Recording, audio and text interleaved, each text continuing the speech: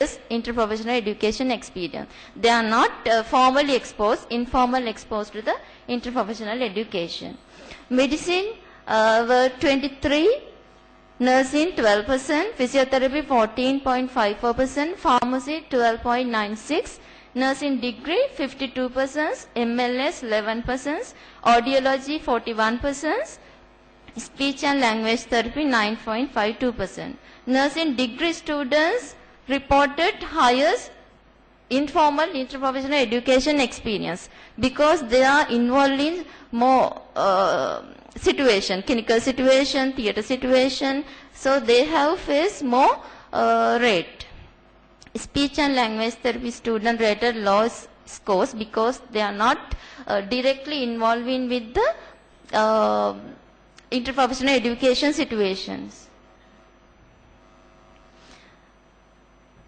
Interprofessional education, previous experience and the perceptions of the interprofessional education, there is no any relationship between the their experience and the perception. They are informally exposed to the interprofessional education.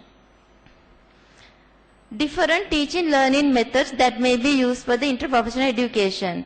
So in this table, the mean scores were considers for the medicine, nursing, physiotherapy, pharmacy, nursing degree, MLS, audiology, speech therapy students.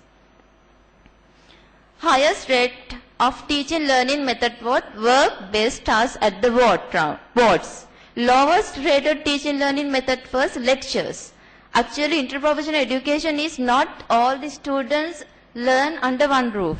They have to integrate it with each others. So we can think, students know work-based tasks at the ward is the best teaching learning methods. And the lectures under one roof, just listen to the lecturer is not the interprofessional education. But I also consider that it as a method, but it get lowest rate. Highest rated teaching learning method among different professions.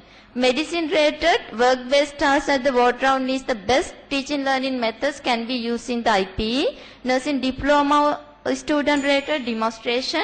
Physiotherapy, pharmacy, nursing, MLS, audiology, speech therapy student rated work-based tasks at the ward is the best teaching learning method can be used in the IPE.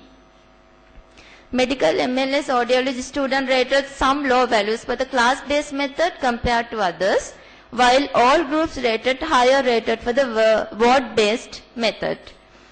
And also I gave a chance to the students to mention their suggestions for my questionnaire. They have suggested several other teaching learning methods. They suggested workshop and presentation, community-based field trip, ward classes, problem-based learning, ward round with all the health professional students, group discussion. They have suggested these also can be used to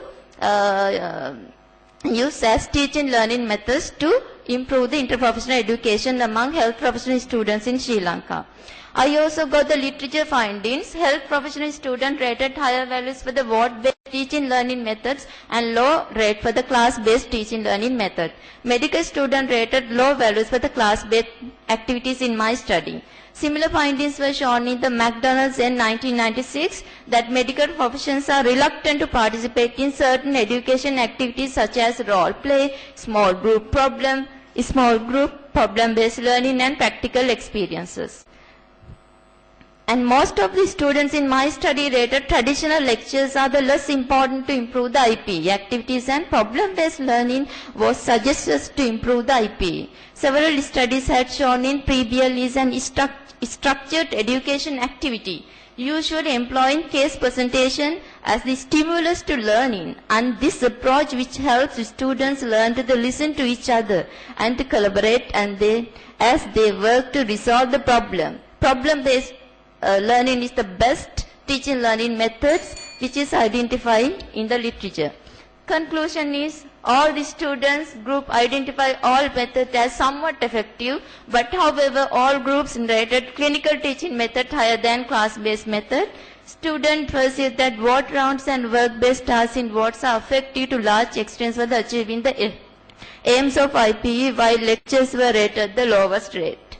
Conclusion, I suggested that without above interactive learning tools, practice in IP would be difficult. This study indicates important consideration in customizing IP experience to the Sri Lankan healthcare context, and that certain focus approaches need to be developed for IP in Sri Lanka. Thank you. Okay. Thank you, Ms. Perera, for that very interesting presentation.